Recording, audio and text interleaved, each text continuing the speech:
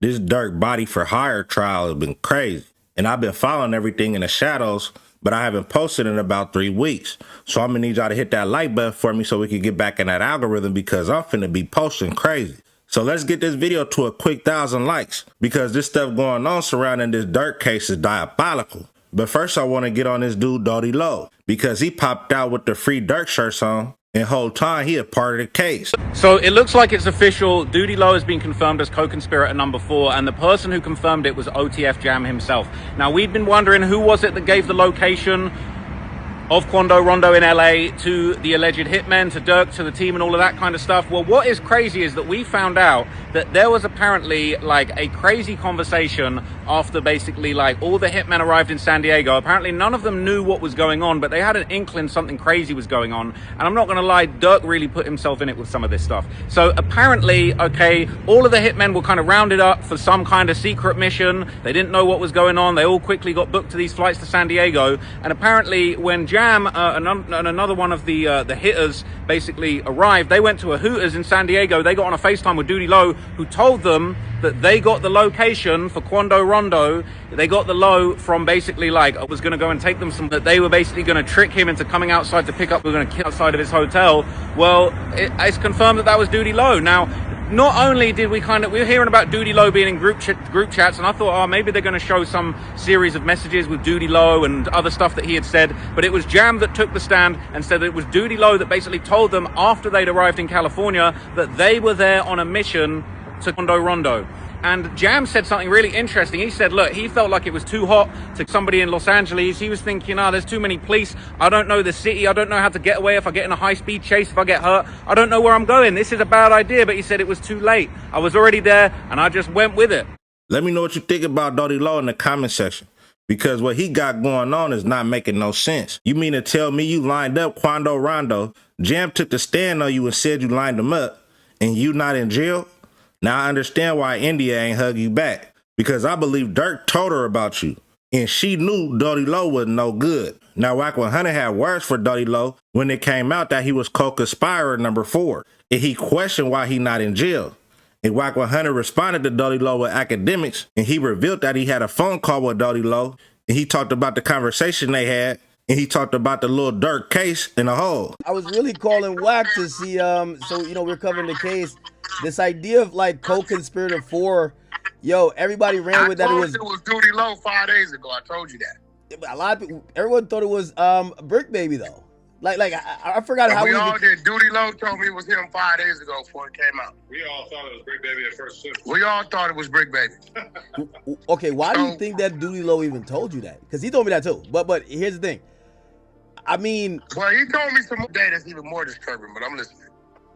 But we got to think about it. So co-conspirator 4, which is Doodie Lo, he's the one who gets the location.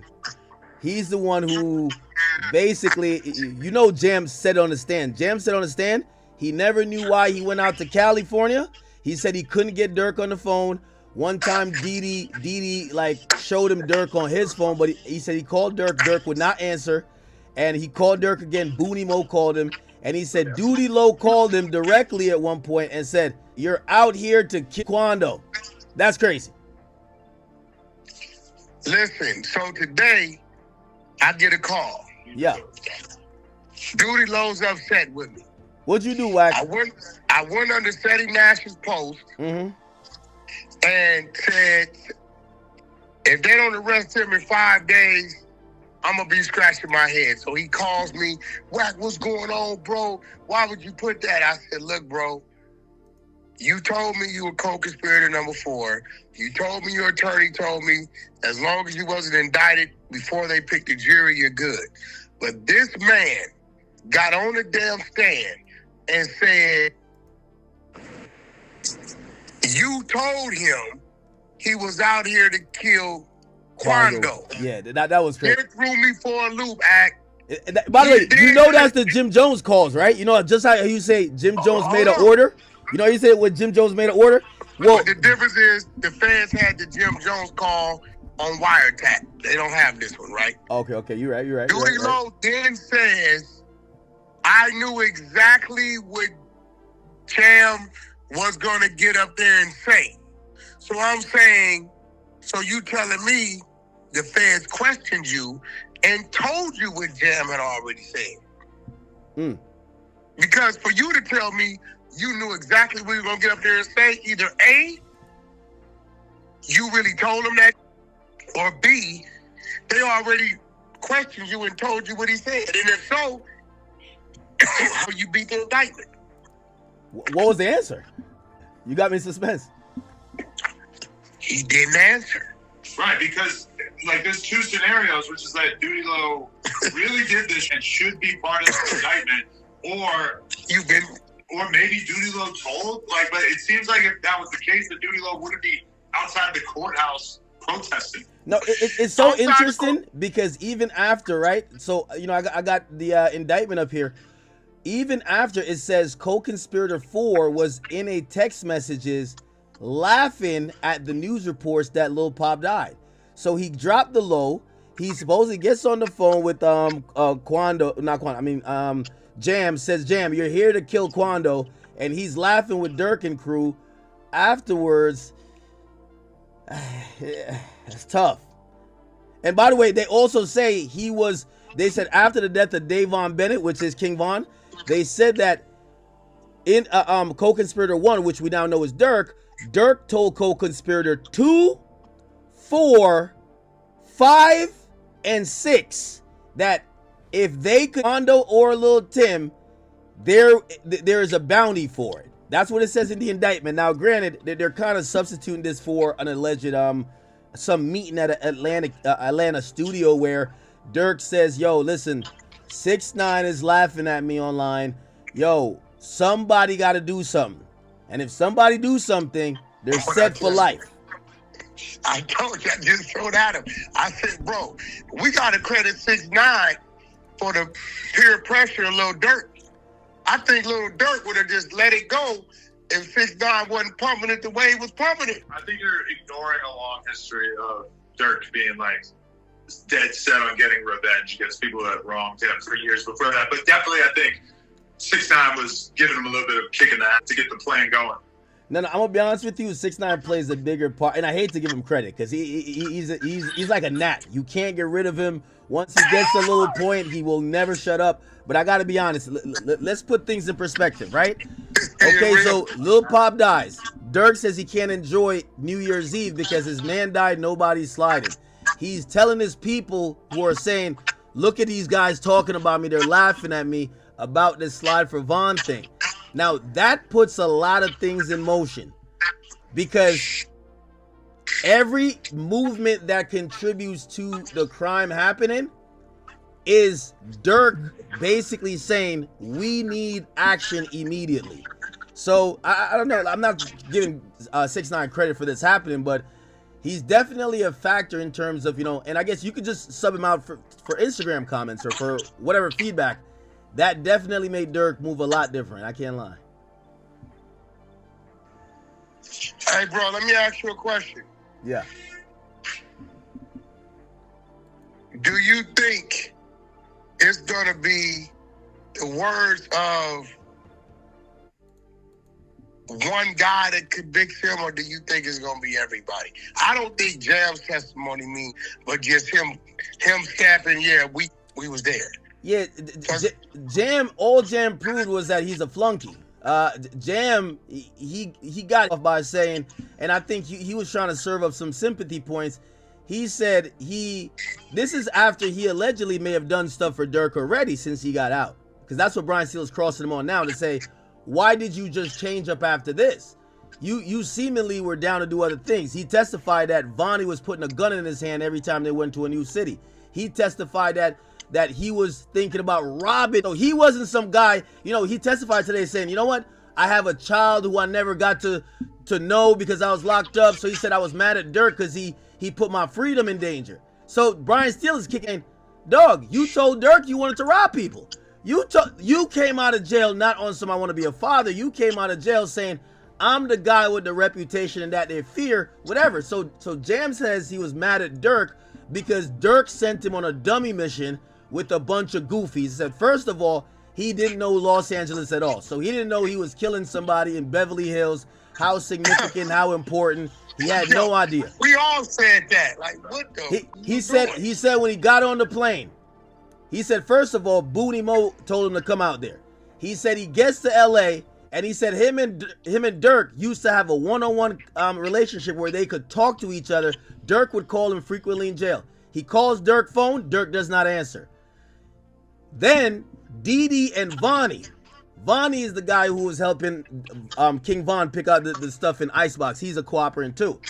Basically, they all look at him like how Wack. You see, you as a street dude, look at me. Imagine you about to go on a drill, and you fly out somewhere, and I meet you at the airport, and I said, I'm gonna get you all you need. And I give you the mask, the gloves, all the stuff, and you look at me like this goof is not about to send me off to do a crime in Beverly Hills. So he got mad at that. Also, the whole drill was scuffed. He tried to call it off. He said, while he was on the way, he seen that the guys he was with, they're nervous.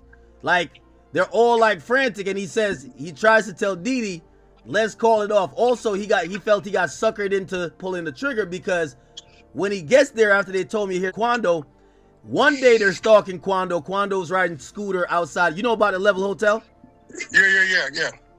He's riding scooters out there. And when he's riding the scooter, you know, like they kind of see them now. So they already got the drop. They see him. Didi takes the gun and puts it against the window. They're in a car. And he said, man, I could right now. Now, that's important because the next day when they're actually following around the Escalade, Didi, who had the gun in his hand yesterday talking about, but apparently they seen some cop cars and said no. Didi gave the gun to Jam and said, hey, big bro, take this. I'm rusty. So he told him he was rusty at doing the... He was rusty at doing the murder. So he passed the gun off, and then he sits in the car, which, by the way, here's another thing. Jam is such a square in the sense of, like, he's just not a criminal. Of course, for the car that has the shooters in it, it's the stolen car, it's the hot car, whatever they call it. He books an exotic rental from a rental place. Not only did he book the exotic Sprinter from San Diego, he books an exotic rental, and he follows Quando Rondo in the exotic rental, knowing they got no guns, him and Didi, and that's how they track that rental back to Dirk's house. Complete rookie show, and yeah, I think Jam just kind of found a way to realize that he could finally cleanse his record by just taking a plea where he admits to everything he ever did. Also, Dirk wasn't giving up the bread. They said Dirk kind of nodded and agreed to $500,000 to $1 million.